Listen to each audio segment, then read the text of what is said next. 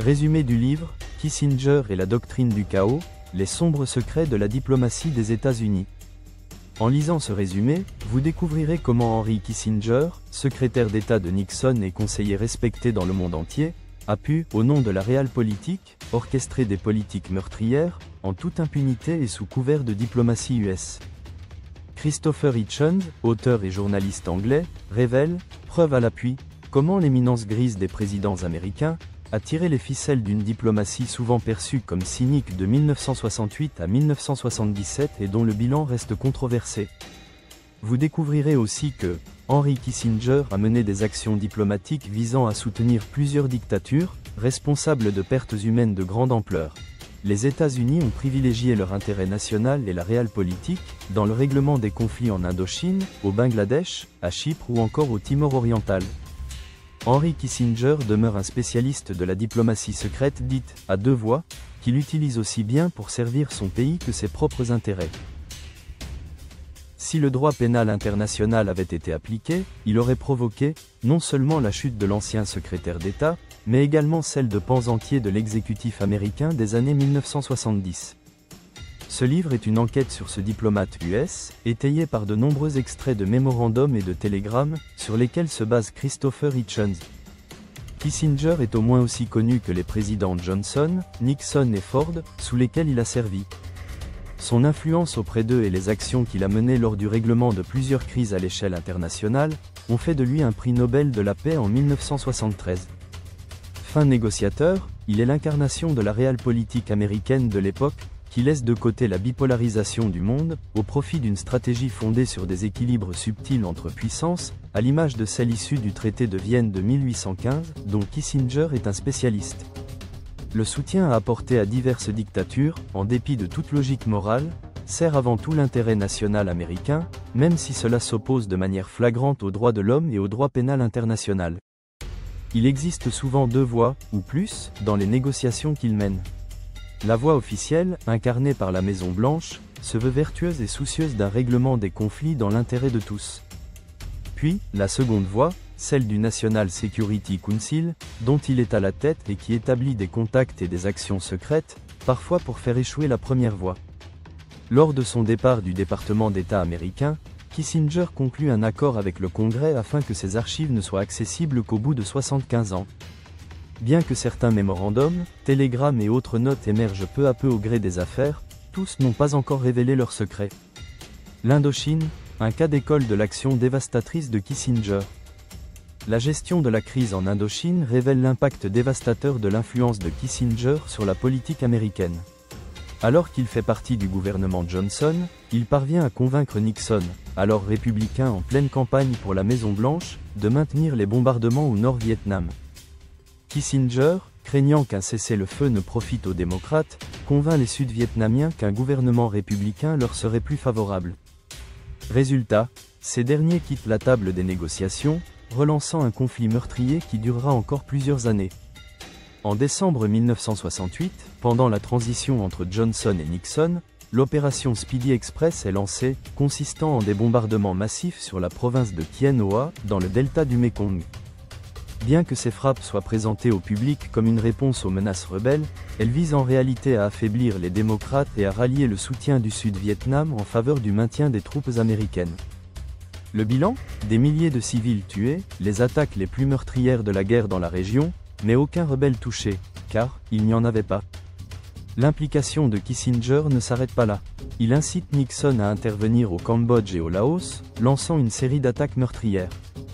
Des milliers de civils, dont 1640 lors du petit déjeuner, et 120 autres pendant le dessert, sont tués dans ce qui devient un véritable banquet macabre. En Indochine, les États-Unis déploient 2 fois plus de bombes que pendant toute la Seconde Guerre mondiale. La 9e division, en charge des raids, est félicitée par le général Abrams pour sa prétendue « pacification ». Pourtant, des témoins et des responsables, comme Robert McNamara, secrétaire à la Défense, ou le général Taylor, dénoncent ces attaques menées sans déclaration de guerre, sans l'aval du Congrès et sans évacuation des civils. Mais Kissinger, en dépit des rapports détaillés des opérations, reste de marbre. Des négociations secrètes avec le Nord-Vietnam, menées avec les ducs Tho, se déroulent sous haute tension. Pendant ce temps, Nixon et Kissinger intensifient les bombardements, notamment lors de l'opération Linebacker en 1972, une campagne aérienne dévastatrice censée obliger Hanoï à céder. En octobre 1972, un accord est en vue, mais le président sud-vietnamien Nguyen Van Thieu s'y oppose, estimant que cet accord est la victoire du Nord. Pour le faire plier, Kissinger et Nixon lancent le « bombardement de Noël », une série de frappes aériennes massives sur Hanoï et Haiphong, tuant des milliers de civils, et obtiennent finalement la signature d'un compromis. La paix du mensonge, les accords de Paris et la fin de la guerre du Vietnam. Le 27 janvier 1973, les accords de Paris sont signés. Ils marquent la fin officielle de l'engagement américain au Vietnam. Officiellement, ils garantissent la paix et l'indépendance du Sud-Vietnam. En réalité, ils ne sont qu'une illusion. Les combats reprennent immédiatement entre le Nord et le Sud. Kissinger sait que le Sud-Vietnam, privé du soutien américain, ne tiendra pas longtemps. Mais derrière ces négociations se cache une réalité bien plus sombre. Loin de signer la paix, cet accord n'est qu'un stratagème visant à permettre aux États-Unis de quitter un conflit qu'ils ne peuvent plus gagner sans perdre la face. La Maison-Blanche cherchant une issue honorable. Le but de Kissinger est double. Éviter une défaite humiliante des États-Unis, comme celle de la France à Dien Bien Phu, et donner au Sud-Vietnam un sursis pour se défendre seul. Quelques mois plus tard, en octobre 1973, Kissinger reçoit le prix Nobel de la paix pour son rôle dans ces négociations. Lee Duc-tho, son homologue nord-vietnamien, refuse de le recevoir, estimant que la guerre n'est pas terminée et que l'accord est une farce. Une paix de court terme, un désastre à long terme comme prévu, la situation se détériore rapidement. En 1975, le Nord-Vietnam lance un éclair offensif, et en avril, Saigon tombe, marquant la réunification du Vietnam sous un régime communiste. Kissinger et Nixon, qui avaient promis à Nguyen Van Thieu l'intervention des États-Unis en cas d'attaque, n'ont rien fait. Au final, l'accord de Paris n'a été qu'une manœuvre pour permettre aux États-Unis de quitter le conflit sans assumer la responsabilité de la chute du Sud-Vietnam. Pour Kissinger, cette paix n'était pas une victoire diplomatique, mais une tactique nécessaire pour se retirer, au prix de l'abandon des Alliés qui avaient cru en ses promesses. Chypre, une île abandonnée au nom de la realpolitik. Le 15 juillet 1974, un coup d'État, mené par la junte militaire grecque, soutenu par la CIA, renverse le président Makarios à Chypre, visant à installer un régime pro-grec et annexer l'île à la Grèce, l'Énosis. Makarios échappe de justesse à la mort et se réfugie à l'étranger, tandis que la situation sur l'île devient de plus en plus explosive. Cet événement offre à la Turquie un prétexte idéal pour intervenir. Le 20 juillet, l'armée turque débarque dans le nord de l'île, prétendant protéger la minorité chypriote turque. S'ensuit une invasion brutale, marquée par des massacres, des déportations, des pillages et une occupation militaire qui perdure encore aujourd'hui.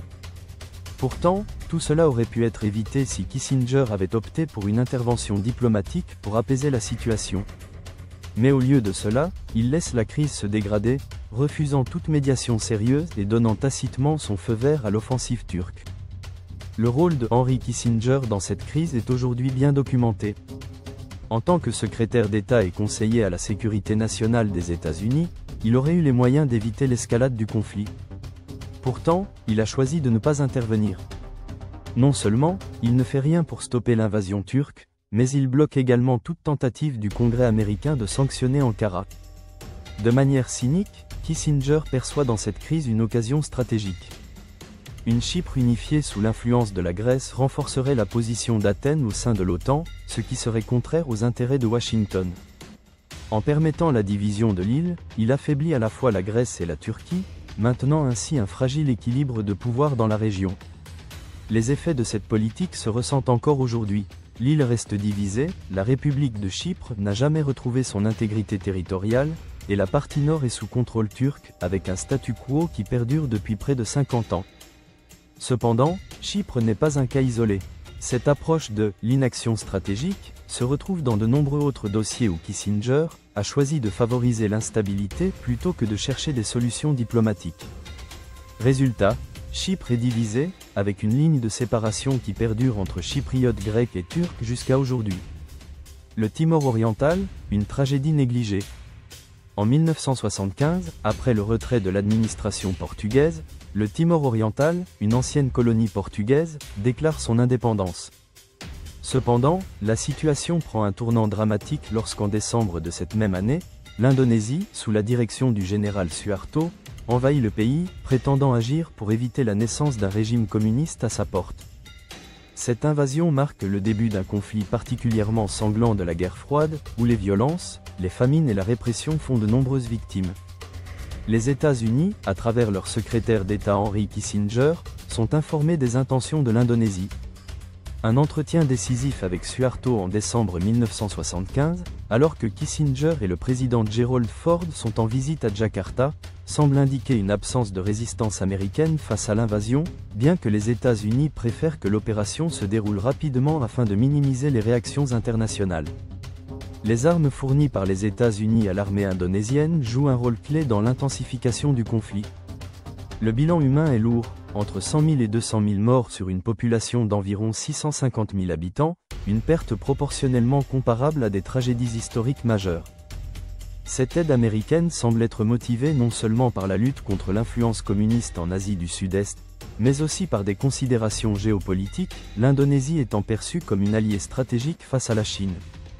Ce soutien a perduré jusqu'à ce que, sous la pression internationale, l'Indonésie accepte un référendum en 1999, permettant l'indépendance du Timor oriental. Toutefois, l'impact de cette période reste un sujet de débat concernant la responsabilité des acteurs internationaux dans ce conflit. Le coup d'État au Chili, une interférence subtile. Le 11 septembre 1973, un coup d'État militaire renverse le gouvernement démocratiquement élu de Salvador Allende au Chili. À la suite de ce renversement, le général Augusto Pinochet prend le pouvoir et instaure une dictature qui durera près de 2 décennies. Bien que les États-Unis n'aient pas formellement soutenu l'opération, les archives déclassifiées révèlent que Washington, et en particulier Henry Kissinger, a joué un rôle indirect mais significatif dans le processus qui a conduit au renversement d'Allende. Dès 1970, Allende, élu président du Chili, met en place un programme socialiste qui inclut la nationalisation de certaines industries, ce qui entre en conflit avec les intérêts économiques américains.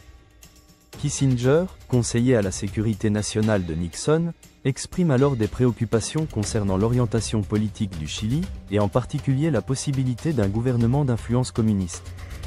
La CIA reçoit ainsi l'ordre de soutenir les opposants à Allende, à travers des moyens divers, y compris des financements pour la presse et l'opposition politique.